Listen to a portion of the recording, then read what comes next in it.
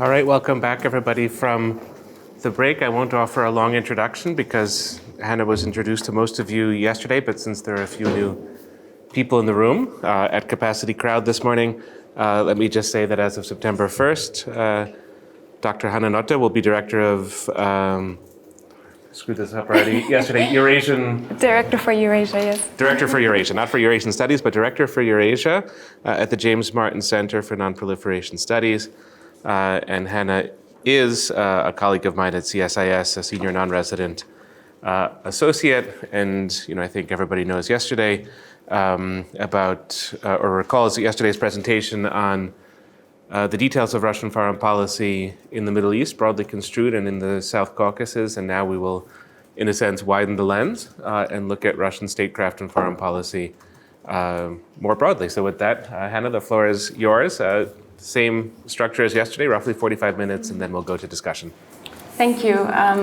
Thanks, Michael. So this lecture today, I thought the purpose would be to really zoom out and ask how Russia's global foreign policy has changed with the full-scale invasion of Ukraine last February. And this is sort of, for me as well, work in progress still. I've tried to sort of structure my thoughts about what's actually changed and what perhaps has stayed the same. I use the term statecraft, foreign statecraft, to basically mean Russia's art of projecting power abroad through various means, whether that's economic, in the information space, military, political, diplomatic. And the two concepts that I'm working with are acceleration and adaptation. And I'll briefly tell you what I mean by that. And then I want to go through these different areas on a global scale. By acceleration, I really mean Russia doing more of what it already did before this war. So a continuation of an extant strategy, a continuation of previous trends in Russia's foreign policy, whether that's in the strengthening of Russia's relations with non-Western countries, whether that's some of Russia's strategies in multilateral institutions. And by adaptation, I mean genuine change. The Russian state adapting to unforeseen circumstances, engaging in things that are genuinely new abroad, to really ask what's new and what Russia is doing in its global foreign policy, and what is merely a continuation or, as I say, acceleration of previous trends. And so I want to go through these different areas, and I've sort of listed what I see as the major changes, but I'll also be very curious to hear feedback on this, because this is sort of a crystallization of an emerging book project of mine about Russia's foreign policy since the invasion of Ukraine. And I'll be very curious to hear from you what I might have missed. So yeah, let's go through these different areas. So first of all, I think, of course, the economic adaptation in Russia's foreign statecraft has been quite instrumental to Russia being able to continue this war. There's different areas I want to go through that I see as most significant here. The first is what I call the oil lifeline, or Russia's ability to continue to export hydrocarbons to different parts of the world after the introduction of Western sanctions against Russia. I think China is most noteworthy here. By the first quarter of 2023, Russian oil exports to China had risen by over 30% compared to the previous year. Russia has now managed to overtake Saudi Arabia as China's top oil supplier. Russia has also sold a record amount of oil to India since the invasion of Ukraine. I think Indian imports jumped like tenfold in 2022. And importantly, the Indians were also willing to pay for Russian oil in non-dollar currencies, like in the Emirati dirham and then also the Russian ruble. There's also sort of new deals being made. So in early June, Pakistan said that a first cargo of discounted Russian crude arrived at the port of Karachi under a new deal that was struck between Moscow and Islamabad. Russia has also exported more diesel products to states like Brazil and Saudi Arabia. The next category is what I call big business deals abroad. And yesterday in the lecture on the Middle East, I was arguing that If we leave sort of Russian oil and gas exports aside, there's sort of few areas in which Russia is really competitive as an exporter. One is arms sales and one is civilian nuclear technology. And I think Rosatom is really interesting to look at because Rosatom has been able to thrive still since February of last year. There was a good study by RUSI, which is a think tank in London earlier this year, that looked at Rosatom's dealings over 1 year since the invasion of Ukraine. And I think, while some countries, especially in Europe, of course Ukraine, but also the Czech Republic and Bulgaria have really tried to diversify away from Rosatom. Other countries have actually increased their imports of nuclear-related goods from Rosatom. China, Hungary, Turkey, India are all important countries to mention here. And it's not just nuclear power plants that Rosatom is constructing. And I mentioned also the Akuyu plant in Turkey yesterday and the El Dabaa plant in Egypt, but it's also fuel elements, parts of reactors, and enriched uranium. It's just that Russia is so important in this global market that it's been very hard for countries to diversify away from Russia. Now, a big question to me going forward is, Russia has been attractive to non-Western countries because of the model that it uses. It's called the BOO, Build, Own, Operate. So Russia has offered very attractive financial terms to Turkey, for example, or to Egypt for the El Dabaa plant. Will the Russian state be able to do this over the medium to long term going forward? I don't have a firm answer to this, but I think that's sort of a space to watch. In the arms sales, again, as I already mentioned yesterday, the Russian defense industry actually took a dent. I mean, the defense sector is one of the main drivers of the Russian economy today. It's the single largest area of spending budgeted for 2023. According to the Russian state, production and supply of weapons has increased, I think, 7-fold since February of last year. And it's not just the military-industrial complex that is fulfilling those needs, but also civilian factories that have pivoted towards military production. But they're producing for domestic needs. The arms exports have taken a dent. If you look at the latest SIPRI report of March of this year, you see that, Russia still accounts for 16% of global arms exports in the 5-year period between 2018 and 2022. But that's already down from the previous 5-year period. India, China, and Egypt were among the main buyers of Russian arms. But there's a lower volume now of pending deliveries in 2023. Analysts are trying to make sense of the drivers here. There's one argument that it is the threat of US sanctions, of CAATSA sanctions, that is dissuading customers to turn towards Russia. And there's perhaps some evidence, anecdotal, that that's true. So there's the argument that the Philippines, for example, have canceled orders with Russia because of the threat of sanctions. But then it's also the carrot. It's the US or Western countries actually offering these countries alternatives, which is not exactly unimportant. But there's also the argument about the decreased appeal of Russian weapons, given how some of these systems have performed in the war in Ukraine, or also customers basically knowing, well, if we enter into a deal, this is not just the one-off buy, but Russia also needs to be able to service these systems, provide spare parts, and all of this over a longer period. And so a decreased appeal, perhaps, of Russian weapons in that regard. But one shouldn't over-exaggerate this trend either. I mean, to India, Russia is still the main arms supplier. And is still providing a lot of engineering support and spare parts.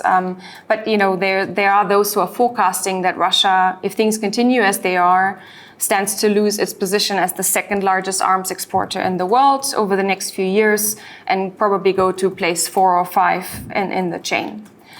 The next category is what one could call the roundabout trade, or that's how the European Bank for Reconstruction and Development has called this.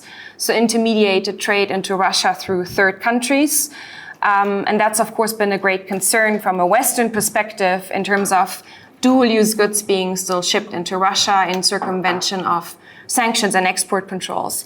Here, it's especially Turkey that has emerged as a transshipment hub for deliveries of tech goods, for instance. It's been said that drone parts from China made their way through Turkey to Russia. microchips, US origin microchips, and I think the US government has already lobbied Ankara quite extensively to make sure that that practice is stopped, but I think it's still continuing and there's loopholes that are being exploited. But I think Central Asia and South Caucasus countries are also playing a certain role in the roundabout trade. The next category I want to speak about a little more is where Russia still is able to procure weapons on the international market. So there's some evidence that Russia bought artillery shells from North Korea, and also some evidence that Russia tried to buy weapons from countries like Egypt or South Africa. At least that's what the leaked US intelligence documents earlier this year indicated, that there was an attempt to buy weapons from Egypt.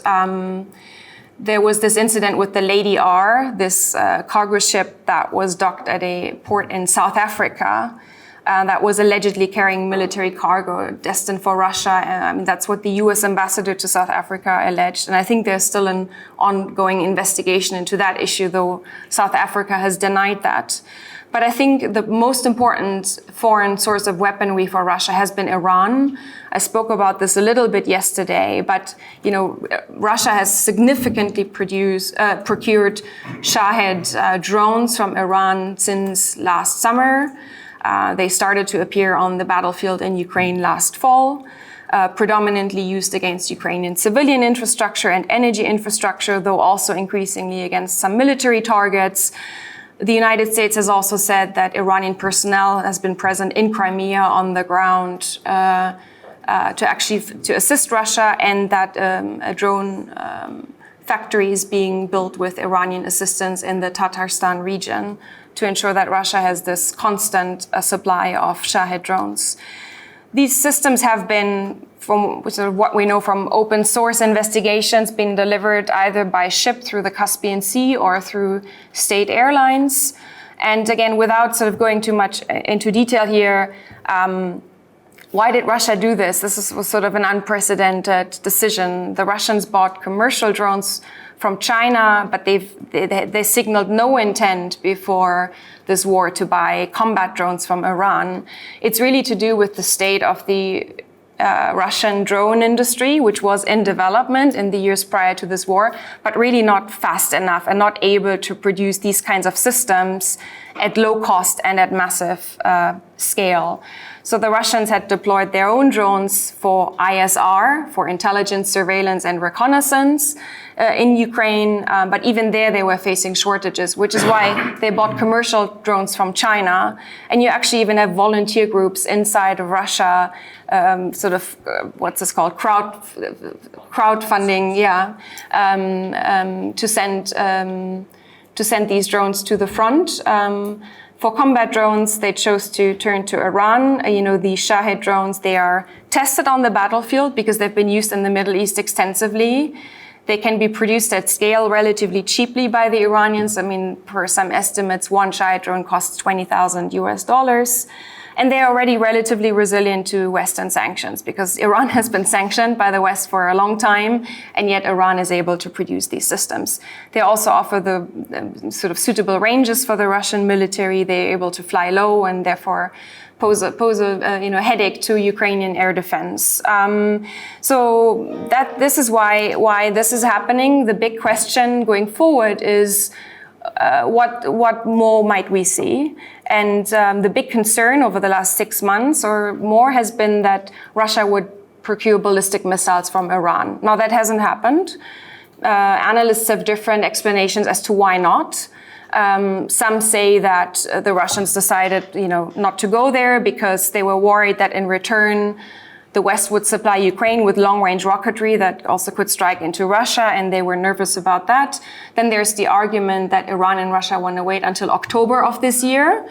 In October of this year, a specific provision under UN Security Council Resolution 2231, which is the resolution that endorsed the JCPOA, the Iran nuclear deal, is expiring. And once that resolution expires, Iran is allowed to export systems that it's not allowed to export currently. Now, interestingly, over the last 2 weeks, there's been some reporting in the media that Western states want to prevent this provision from lapsing because they're concerned that the Iranians will export missiles. Then the big question is, if they do that, that's basically Europe or Western states going into non-compliance with the nuclear deal. Some argue, well, it's already dead anyway, so what does it matter? But the question is how Iran would respond to that, and whether we might see these systems, appearing on the battlefield in Ukraine. I think it's very much an open question. There are arguments to be made for and against why that might happen.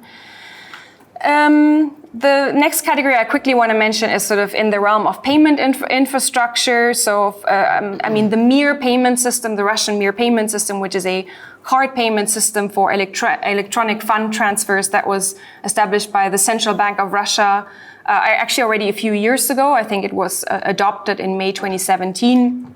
Russia has quite aggressively tried to expand that in the wake of the invasion of Ukraine. It's courted many countries. But then the U.S. Treasury threatened foreign banks to impose secondary sanctions if they serve as Mir cards. And so some countries walked away from that again. Turkey is perhaps the most important case, which used Mir at some point and then stopped it. And now I think in April, Russia's central bank said that globally only 9 countries are accepting the Mir payment cards, among them countries like Belarus, Cuba, and Venezuela. But in this category of payment infrastructure, I think there's also been some attempt by Russia to de-dollarize its trade. There's some talk about a BRICS common currency that's supposedly to be developed, which I think at this stage is more talk than actually anything happening. When the Chinese president visited Moscow in March, Putin said that Russia is ready to use the Chinese currency in its trade with third countries in Asia, Africa and Latin America, and sort of to reduce quote-unquote unfriendly currencies in its own trade.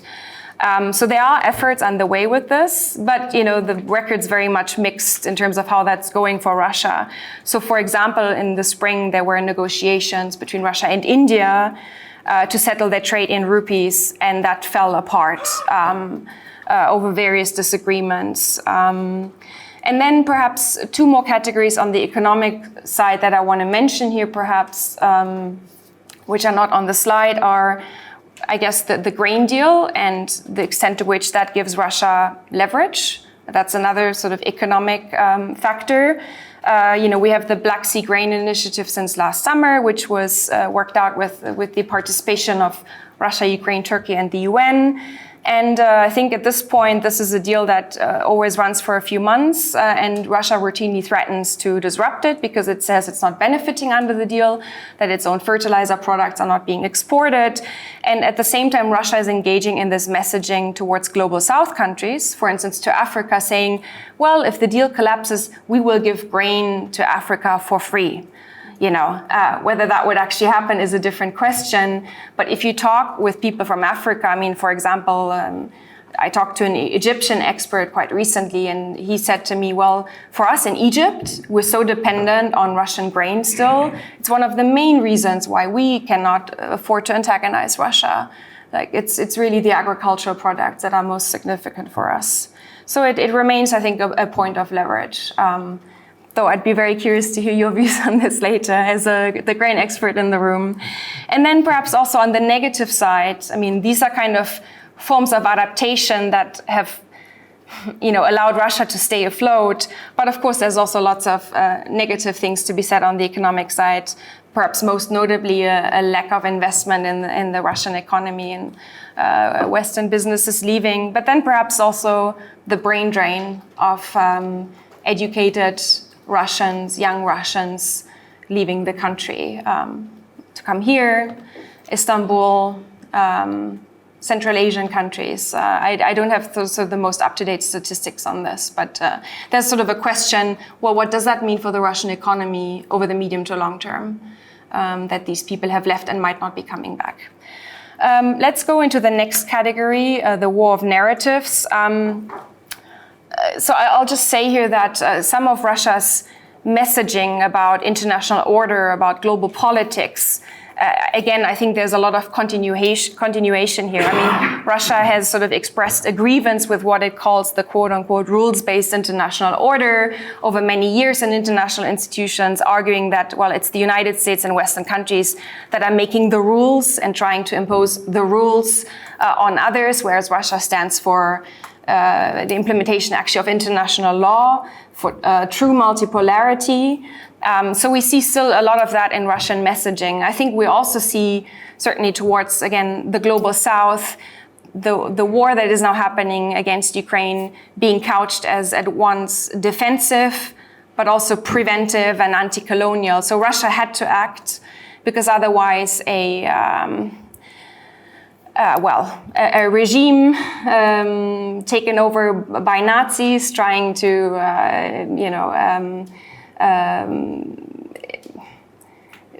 basically a sort of forward post used to dismember Russia would be installed in Ukraine. So Russia had to act. Russia also casts itself as leading perhaps an what it calls anti-neo-colonial struggle.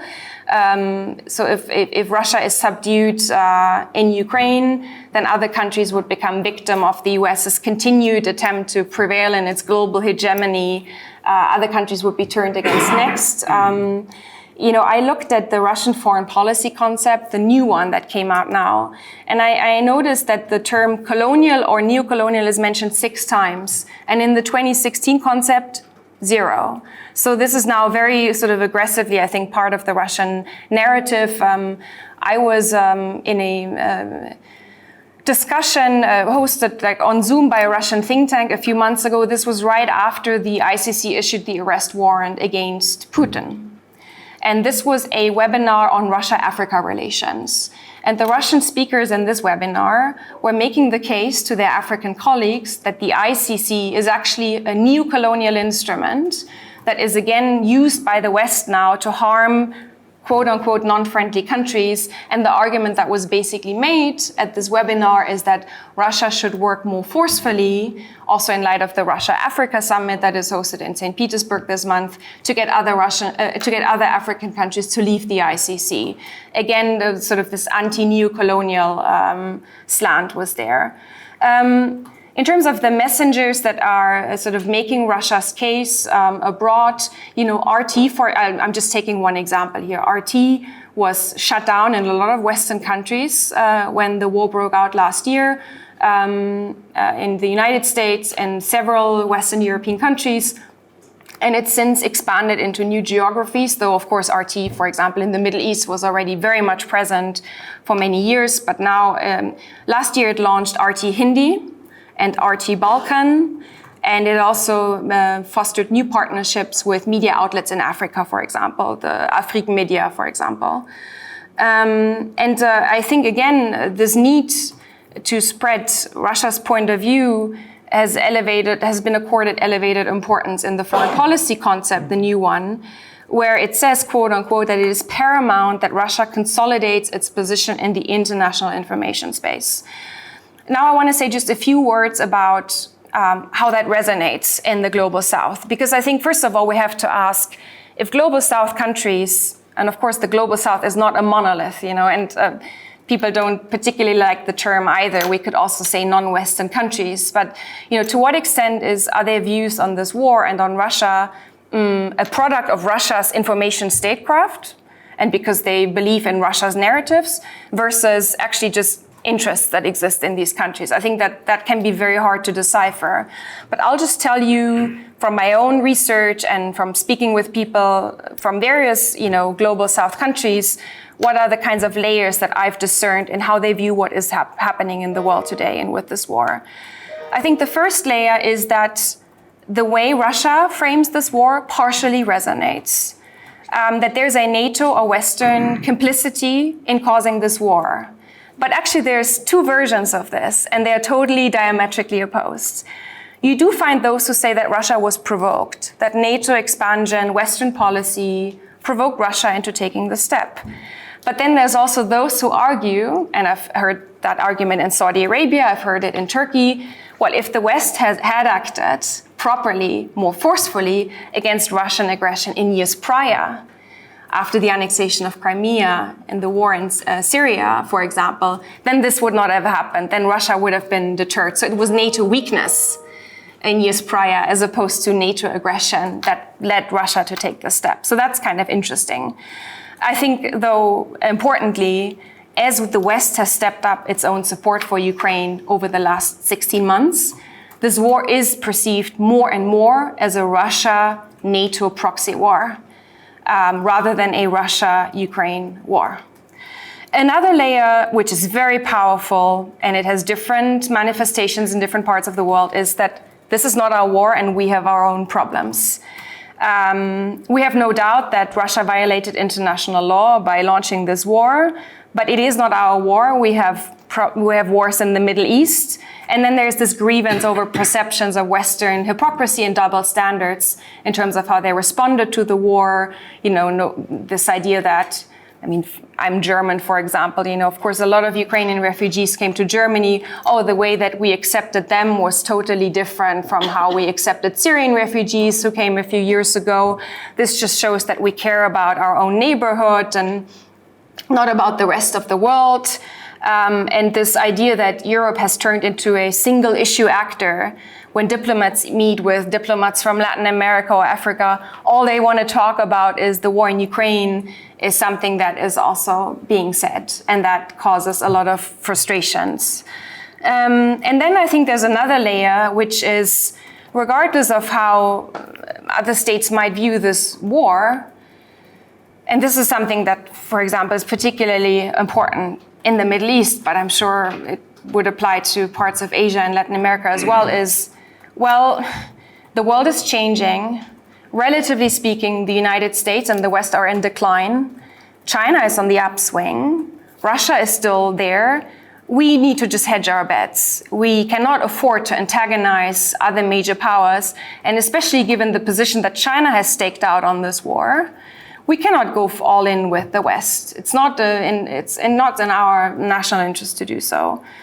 I will just sort of quickly say anecdotally that I was at the conference in Tallinn, Estonia, a few weeks ago at the Lennart Meri conference, and Fiona Hill, who you might all know who she is, gave the keynote speech, and she said that what the global South was now doing, or how it was looking at this war in Ukraine, it was engaging in a quote-unquote proxy rebellion against US hegemony. It was jumping on the Russian bandwagon to also push back against the US. And you could just note that a lot of Western experts in the room found this concept very appealing, catchy. And then when people from global South countries actually took the stage, they were quite upset, because they said, why are you again framing this as being about you, as we are engaging in a proxy rebellion against US hegemony? Not everything is about the US. We are just taking care of our own interests. So with them, this concept really didn't resonate. And I think that was quite telling. The next part of the lecture I will keep very short, because this is basically what we talked about yesterday. I think it's interesting and useful to look at how Russia has tried to adapt its presence in theaters beyond Ukraine in order to stay influential.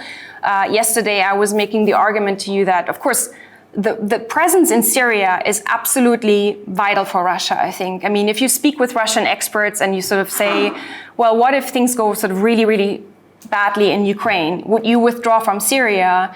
And the argument that you would hear is that, well, no, the naval presence at the port of Tartus and the airbase in Hmeimim, we really got to keep this, because it's an important base from which to project power into the region. And so what you've seen in Syria over the last year, I argued yesterday, is the sort of awkward mix between risk aversion, Russia not wanting to rock the boat too much, especially vis-a-vis Turkey, supporting the continuation of cross-border aid into the northwest of the country, but more recently also greater adventurism, pushing back against US forces in northeast Syria, especially in recent months, as Ukraine's counteroffensive is underway. Wagner's presence in Africa had not suffered all that much over the first 16 months of this war. There were some relocations from some African locations to Ukraine, from all we know, but actually quite an aggressive push to stay in Africa. And if you look at Prigozhin's narrative over his messaging since the beginning of the Ukraine war and his growing prominence in the Russian information space, he even said a few times that he has ambitions to grow the Africa business. Of course, the big question now is what will happen after the failed mutiny and whether Wagner will be able to keep its business, or how that's going to be worked out with the Russian state and the Russian Minister of Defense. And there's, analysts have different views, and I think it's very much an open question at the moment. But so far we have not seen any major collapse. And I think there was this politician in the Central African Republic who was asked about this. And he, I think, sort of said, well, if they're not sending Wagners anymore from Russia, we'll take the Mozarts or Beethovens, to sort of imply, we want to keep working with Russians. We don't really care which group it is. And of course, there are other Russian PMCs that have sprung up. I think this is, if we want to talk about genuine adaptation and what's really new in Russian statecraft, the normalization and proliferation of mercenary activity, I think, is sort of at the top of the list. And it's very interesting to analyze where that's going. And of course, now with the mutiny and an attempt by the Russian state to, a realization that perhaps these entities became too unwieldy and that they need to be reined in, I think it's going to be fascinating to watch how that's going to play out. In the South Caucasus, I sort of suggested that, of course, Russia has been less muscular, less proactive. Last year in September, with the Azerbaijani incursion into Armenia proper, and great frustration on the Armenian side with the CSTO and its failure to mitigate against that. And Russia sort of appears to keep its presence here, but is also not proactively really putting anything forward against Turkey and Azerbaijan. I think, to me, the loss of Russian leverage vis-a-vis both Iran and Turkey is one of the, major repercussions so far of this war. Greater Russian dependence on both countries for different reasons: on Iran for the drones, on Turkey for mostly economic lifelines. And that has implications, across the region. And then there's China's growing role in the Middle East. China was never really a military actor in the Middle East, not even so much a political actor. It was mostly an economic player. And now you see them making inroads, mediating between Saudi Arabia and Iran, the recent normalization, now saying we want to mediate Israel-Palestine, which is unprecedented for the Chinese. And some of those theaters are sort of historically Russian playing fields. And so there's already been a debate, what does Russia make of this more emboldened Chinese role? And there's been some Russian analysts writing that that won't please the Kremlin. And then there's others who actually argue, well, at this point in time, anything that weakens the US influence in these regions is welcome from a Russian perspective. And in any case, they're not yet stepping on each other's toes. And so I think that's something also to watch. Okay, let's go to multilateral diplomacy, which is an interesting area to watch. And I want to sort of start by saying that what you see now playing out in multilateral institutions, and I'm most familiar with those that are dealing with nuclear issues, with nuclear non-proliferation or arms control, the grievances are not new. And I want to do like a quick diversion, a quick case study to show you where maybe Russia, Western grievance and acrimony in a multilateral institution has played out particularly forcefully for years before this war. And that's the OPCW in The Hague, the Organization for the Prohibition of Chemical Weapons. So very, very quick background. Russia and Western countries actually cooperated in 2013, 2014 on the chemical disarmament of Syria. There was a Security Council resolution and a deal at the OPCW, and then a joint mission, that was actually working on the ground in Syria together in the winter 2013, spring 2014. So when the annexation of Crimea happened and really Russian-Western relations went south, and there were people in the Obama administration who wanted all kinds of cooperation with Russia to stop, this deal was being insulated. It was already in motion, and people on both sides said it's important to continue this cooperation. But then from 2014 onwards, you really have this downward slide at the OPCW between Russia and Western countries. I'll quickly sort of explain what happened. There were questions early on about whether the Syrians had actually declared all of their chemical weapons. And so a team was set up in agreement with the Syrian government, the DAT, to look into that. And then as early as 2014, there were allegations that Syria continued to use chemical weapons. And again, a team was set up to look into it, the fact-finding mission, which didn't have the mandate to attribute responsibility for chemical use. So it was allowed to say whether chemical weapons had been used, but not who had used them. So that, for that purpose, the GIM was set in place a year later, endorsed by a Security Council resolution. August 2015, Russia consents on the UN Security Council. Beware, this is 1 month before Russia militarily intervenes in the conflict in Syria. And so these things are operating, but once the GIM finds both the Islamic State and the Syrian government responsible for chemical weapons use, says this is what the Syrians did, now let's move to the UN Security Council to, establish consequences. Russia vetoed the extension of the mechanism, and the GIM was dead. Then Western states at the OPCW were like, okay, well, we're blocked now. What are we going to do? UN Security Council is blocked. Our mechanisms are blocked. We're not functioning. Let's put in place another mechanism, the IIT. And that was decided by a majority decision at the OPCW States Party conference. Now, why do all these things matter? I don't want to get sort of too nitty-gritty procedural, but basically, Russia has argued, first of all, that the OPCW has done sloppy work, that this FFM, it was biased in the composition of the inspectors, it didn't question witnesses properly. So Russia took sort of an aggressive stance on the unprofessionalism of this multilateral organization. On the IIT, Russia said, hang on a minute, this is a multilateral institution that's supposed to operate by consensus. We're making decisions on substance by consensus.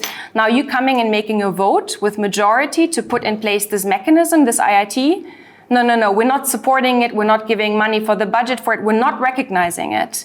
It also has an illegal mandate because you cannot give within the OPCW the mandate to establish the responsibility for chemical use to the technical secretariat. This is the prerogative of the UN Security Council, on which we have a veto right.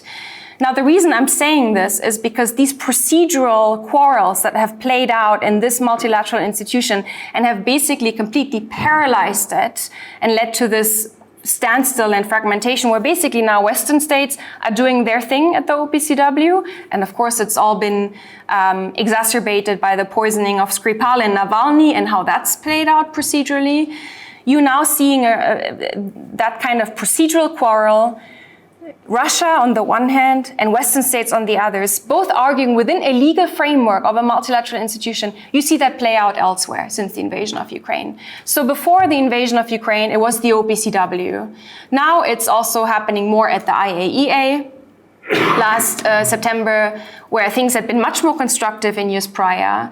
The NPT review conference of the Nuclear Non-Proliferation Treaty didn't manage to agree on a consensus document last summer, though that's not unprecedented. My broader point here is that in multilateral institutions, at least those that deal with WMD, we've gone kind of from already a very rocky place for years to a bad place.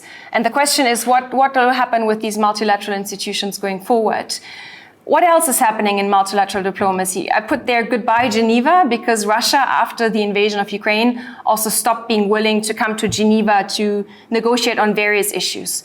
To give you an example, the US-Russian Bilateral Consultative Commission on the New START Treaty used to meet in Geneva. The Syrian Constitutional Committee used to meet in Geneva. Talks on the South Caucasus were sometimes convened in Geneva. After last spring, Russia basically said, well, because of the unfriendly actions of the Swiss government against us, Russia, we're no longer meeting in these locations.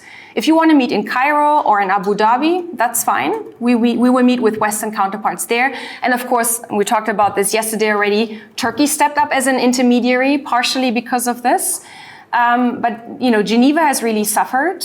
Now I think Russia is slowly coming back for some issues to meet in Geneva.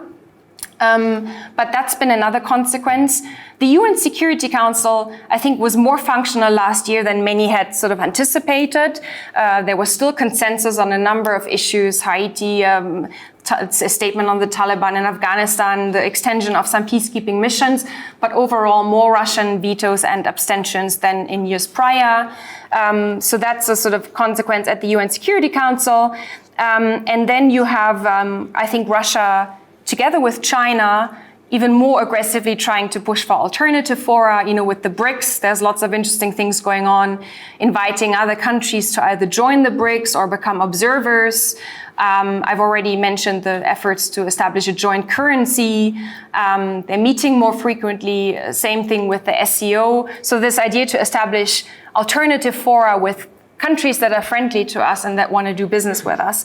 Now, I think the problem here is, I think we will probably see this fragmentation across these legacy institutions continue. Small states don't actually want to see this happen. They're pretty frustrated. They want the UN to be operational because all these small countries, they have an equal vote. They have they're an equal in these big institutions. They want to use the IAEA, for example, to get their own interests taken care of. And they're really frustrated by this great power acrimony that is now affecting all this routine work in these institutions. So I think it's going to be very interesting to see how that is going to continue to play out. And the last point I wanted to make in this presentation is what is happening in Russia's activities and its positioning vis-a-vis Western countries. And I think, and I'm just putting here what I see as really the most important changes since February last year. And the first I call the end of compartmentalization. So the idea that you have certain issues that you insulate from the broader conflict. Now, to be fair, Russia didn't start this. It was Western countries that stopped compartmentalizing cooperation with Russia after 2014. Russia was kicked out of the G8. The US stopped joint cooperation with Russia on a range of issues: space exploration, missile defense, Afghanistan, law enforcement, basically saying we cannot do this with Russia now after its aggressive policy. And now Russia is basically adopting the same stance on issues that were still considered sacrosanct: nuclear arms control and non-proliferation. So I don't want to go too much into detail, but I mentioned yesterday the New START Treaty, which is now completely affected by this situation. It wasn't from the beginning. I mean, last year in April, Deputy Foreign Minister Ryabkov said, "We do not believe that the situation around Ukraine is relevant to the implementation of New START." So there was still some hope that inspections under the treaty, which had been suspended due to the COVID pandemic, could be somehow resumed. Then last summer, Russia was already signaling that that wasn't going to happen. Then the Bilateral Consultative Commission was finally supposed to meet, not in Geneva, but in Cairo. Last minute, Russian diplomats said, "We cannot come." The meeting is postponed. And then through the winter, it transpired that it wasn't going to be rescheduled. And then in the spring, Russia suspended its participation in the New START Treaty. The US has really tried to see whether they can still talk with Russia on nuclear arms control. Jake Sullivan just a few weeks ago said in a speech at the Arms Control Association, "We are willing to talk with Russia on a post-2026 framework for New START without preconditions." So the US actually, last summer, it was signaling that there needed to be some sort of Russian goodwill, and everyone was debating, what does that mean? What has to happen in Ukraine for the US to be willing to talk to Russia about nuclear arms control? The US appears to have dropped that. They're now saying without precondition, but Russia is saying, while you are engaging in a quote-unquote strategic defeat of us, which Russians take to mean you want to dismember the country and remove it as an independent entity in international politics. That's how Russia chooses to read strategic defeat. We're not talking to you about nuclear arms control. And Putin, I think, also made this clear at the St. Petersburg International Forum. So nuclear arms control is completely affected by this. Nuclear non-proliferation, people have different views about this. I have argued that Russia is also no longer compartmentalizing that. Given its changed position on the Iran nuclear deal, on the JCPOA, I think Russia has become less helpful on efforts to restore that. Others disagree with me, but there's even Russian experts who write openly that in this era of confrontation with the United States, it's not in Russia's interest to support US non-proliferation objectives with regards to North Korea and Iran. That's something that Dmitry Trenin, for example, has written. And then in terms of no more business as usual, there's the whole debate about Russia's, what people call Russia's nuclear saber rattling, and whether the Russian rhetoric on nuclear escalation risks has remained within the bounds of Russian declaratory policy, just deterring NATO, deterring an active entry into this war. Some people out there argue that this is deterrence at work. This is nothing more than that. But of course, more recently, you have also had Russian scholars actually arguing for preemptive nuclear use against European countries. And so that doesn't sound so much like just deterrence anymore. And the purpose of that, perhaps not just being deterring a direct entry of NATO into the conflict, but of course also to dissuade Western countries from continuing to support Ukraine. So I think there's that domain as well.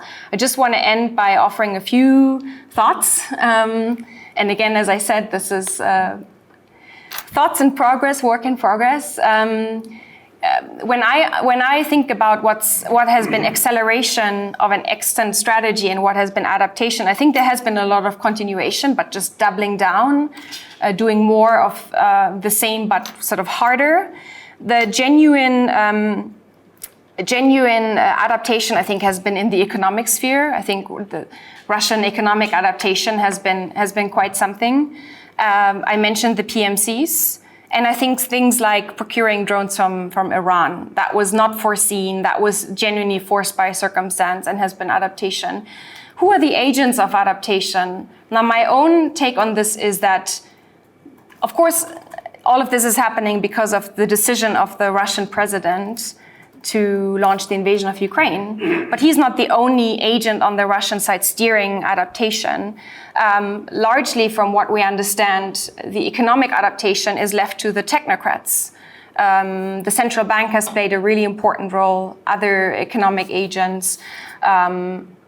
Sometimes you can infer from who you're dealing with how important an issue is to Russia. So it was, for example, noted that the delegation that ended up being sent to the NPT review conference last summer in New York was really low level. Initially, a deputy foreign minister was supposed to come, and then they sent a sort of no-name delegation, and people took that to mean, well, Russia is not according importance or priority to this issue right now. And then you have agents like Prigozhin, who was afforded a lot of leeway until very recently. So I think it's interesting to look at the different agents on the Russian side. There's been successes on the Russian side in this, and there's new vulnerabilities. In terms of vulnerabilities, I'll sort of say, for me, the two main ones are the reduced leverage over Iran and Turkey and the growing dependence of China, and how that is going to play out and have repercussions in all these areas we discussed today, economically, militarily, international institutions, where Russia is also perhaps more taking China's position on certain issues than it did before the war, is going to be very interesting. And then the question of, well, what does this all mean for Russia as a global actor going forward? First of all, the trajectory that's now in motion, the adaptation and acceleration, to what extent does it depend solely on even Vladimir Putin staying in power?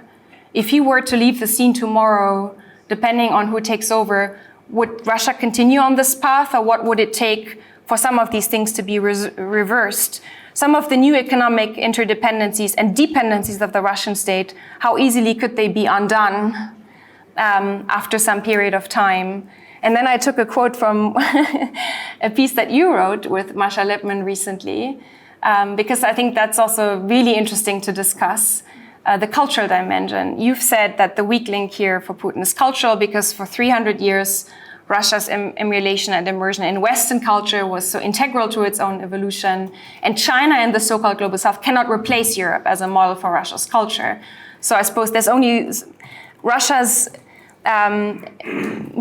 new relations with non-Western countries can only go so far. And that's, I think, a question. So I'm just giving you an interesting statistic here. Between February 2022 and March of this year, Putin had 232 engagements with non-Western leaders over the phone and in actual meetings. 232 engagements in total, 83% of which were with non-Western countries. For Lavrov, the ratio of engagement with foreign ministers and other diplomats from non-Western countries was 96%. So this forever war both necessitates but also allows for a global realignment, it seems to me. And the robustness of that realignment and the depth of that realignment, I think, is sort of an open question and one that very much interests me. And I'll be curious to hear your thoughts about it. I'll end here.